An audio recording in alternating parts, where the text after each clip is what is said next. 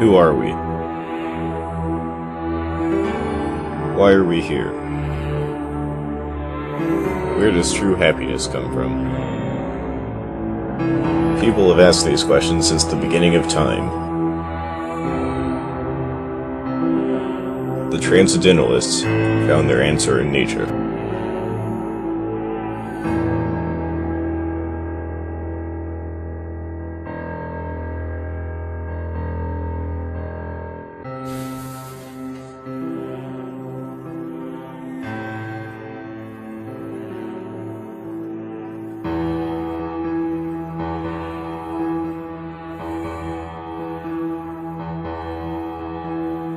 Oh, hello. I'm award-winning Professor Milo Price, and I'm here to talk to you today about Transcendentalism and Communes. But what is Transcendentalism, you may ask? Well, I'm glad you asked that, because that's what I'm going to be talking about for a while. Transcendentalists believe that everyone is born basically good, and that all knowledge comes from nature. So, the best way to gain knowledge was to go out in nature and find it by examining nature and communicating with it. One such transcendentalist was Henry David Thoreau, who went out to live in the woods for 2 years to communicate with nature to gain more knowledge. He wrote about his experiences in the book Walden, as you see here.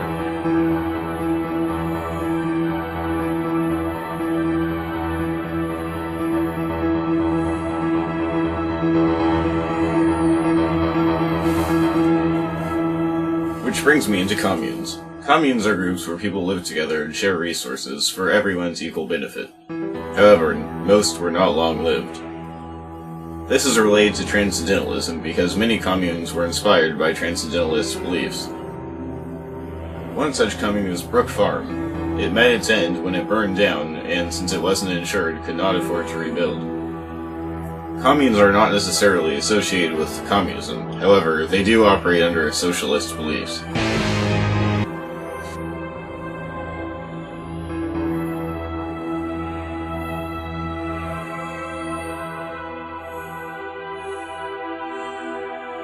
Jeez, just kidding.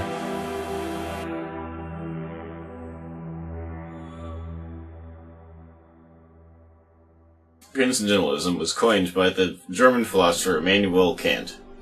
He argued that some parts of life can only be experienced to be understood. Ralph Waldo Emerson was one of Transcendentalism's largest supporters, and many consider him to be one of the fathers of Transcendentalism.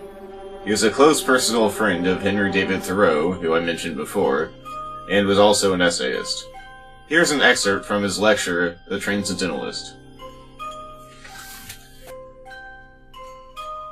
It is a sign of our times, conspicuous to the coarsest observer, that many intelligent and religious persons withdraw themselves from the common labors and competitions of the market and the caucus, and betake themselves to a certain solitary and critical way of living, from which no solid fruit has yet appeared to justify their separation. They hold themselves aloof. They feel the disproportion between their faculties and the work offered them.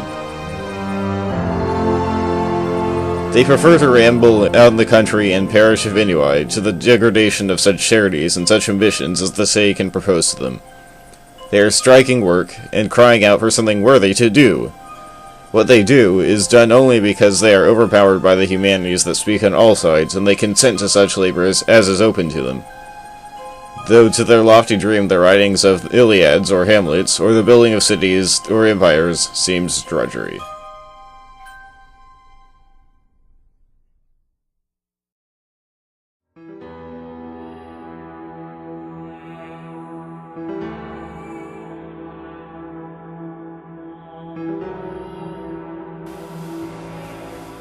Many transcendental ideals directly affected the way the U.S. government was formed. One example of this is the 10th Amendment to the Constitution, which states that all rights not directly given to the government belong to the people. Transcendentalism itself has also experienced a brief revival in today's culture. For example, Chris McCandless went to live in the wilderness in Alaska, as you may have read in the book or seen the movie, Into the Wild. One of the most interesting things about Transcendentalism is Oh, would you look at that? It's been exactly 5 minutes, so I gotta go. I hope you enjoyed this movie and learned a lot. See you next time.